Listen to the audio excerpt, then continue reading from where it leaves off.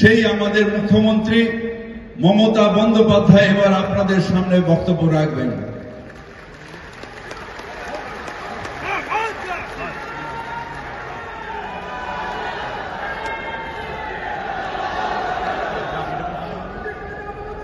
আমার উপস্থিত শ্রদ্ধেয় সমস্ত ইমাম সাহেবগণ, গ্রামগঞ্জ থেকে আসা, জেলা থেকে আসা, বিভিন্ন মক্স থেকে আসা ইমাম সাহেবগণ, মুয়াজ্জিমগণ এবং যারা পুরো এলাকাটা সামলায় তারা সকলে রেড রোডের নামাজে আমি প্রতি বছর যাই। ফজলুল সাহেব এখানে এসছেন কষ্ট করে, শফিক সাহেব সবসময় থাকেন সম্মতির পক্ষে, তোহা আছেন, মিস্টার কাশিম আছেন,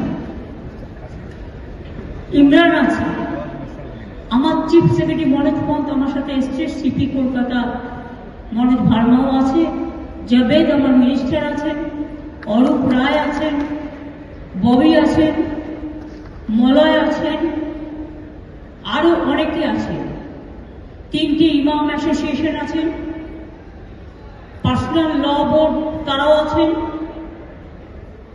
আমিরুদ্দিন ববিও আছেন, বাকিউল মোল্লা বাকিবিল্লাহ মোল্লাও আছেন, আবাসুদ্দিনও আছেন, সাবির আলীও আছেন, অনেকেই আছেন। আমি সবার নাম না বলতে পারলেও, কারণ 40,000 ইমামের নাম আমার পক্ষে বলা সম্ভব নয়, কিন্তু মনে রাখবেন আমি সবাইকে উদ্দেশ্য করেই বলছি।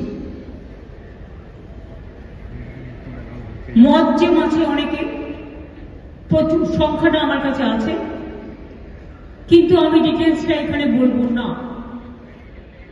কারণ আমি চাই না, আমার যেমন কোনো অধিকার নেই কোন ধর্মে কে কে নিয়ে কথা বলবে তা বলার, তেমনি আমার অধিকার নেই কোন ধর্মে কত পুরোহিত আছেন, কত ইমাম আছেন, কত মোহাম্মদ আছেন, মুয়াজ্জিম আছেন, মুয়াজ্জিন। আমি সংখ্যাটা জানালেও পুরোহিতদেরও আমার কথা কিনা তা নয়, যাদের প্রয়োজন, যারা অ্যাপিল করে। 40,489 ইমাম অফিসিয়াল রেকর্ডে আমাদের আছে পশ্চিমবাংলায়, 1,000 এবং 28,000 মুয়াজ্জিন আমাদের অফিসিয়াল রেকর্ডেই আছে। এই মিটিংটা ছিল, আমাকে শফিক সাহেব বলেছিলেন, ববি বলেছিলেন যে ঈদ মিলন হিসেবে ঈদের পরে আমরা একটা মিটিং করব।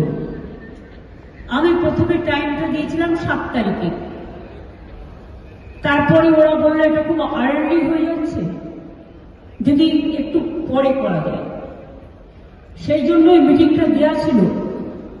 মিটিংটা আমি ডাকিনি, সব ইমামরা মুয়াজ্জিনরা মিলিয়ে মিশিয়ে ডেকেছে, আমাদের আমন্ত্রণ জানিয়েছেন, আমরা এসেছি।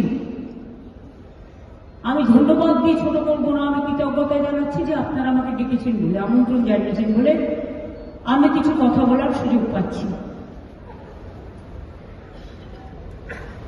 সেই উপলক্ষে মিটিংটা আজকে পরিস্থিতির চাপে ওয়াকফ নিয়ে কিছু অশান্তি হয়েছে, প্ররোচনামূলক কথাবার্তাও হয়েছে। মুর্শিদাবাদ সিট নয়, ওটা মালদা সিট, যেখানে গন্ডগোল হয়েছে মালদা সিট, ওটা কংগ্রেসের জেতা আসল। জেতবার সময় যারা জিতবে, আর দাঙ্গা হলে যখন রাস্তায় বেরোবে না, কন্ট্রোল করবে না, এটুকু আশা আমি করি না। পাবলিক রিপ্রেজেন্টেটিভদের সাথে থাকা উচিত। তৃণমূল কংগ্রেস যদি করতো, বিজেপির জেনে রাখা উচিত, তাহলে তৃণমূল কংগ্রেসের 3 জন এমএলএর বাড়ি আক্রান্ত হতো না। তৃণমূলের পার্টি অফিসে ভাঙা হতো না। এত তাড়াহুড়ো করার কি ছিল? তাড়াহুড়ো করে সবকিছু করে ফেলতে হবে? আপনি কি একসাথে ব্রেকফাস্ট, লাঞ্চ, ডিনার সব একসাথে খেতে পারেন? তাহলে টাইমটা এখানে ভাগাভাগি করা আছে। আমি উস্কানিমূলক বক্তৃতা দিতে এখানে আসিনি, কারণ আমি শান্তি চাই। আজকে আমার কথা শান্তির পক্ষে সর্বধর্মের কাছে।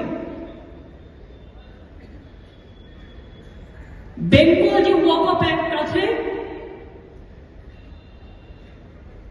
1934 এ provincial legislation, then Waqf act national হয় 1954 এ, then Waqf act national 1995, now Waqf amendment act 2025, যেটা করেছি রিসেন্ট। আপনারা জানেন Waqf board quasi judicial function করে। আমি আমাদের এখানকারটা বলতে পারি, আমার যেমন অধিকার নেই যে কোনো মানুষের ব্যক্তিগত সম্পত্তির উপর অধিকার করা, তেমনি আপনারও ক্ষমতা নেই কোন ব্যক্তির সম্পত্তি বা ধর্মীয় সম্পত্তির উপর আইন মোতাবেক সেটাকে গ্রহণ করা।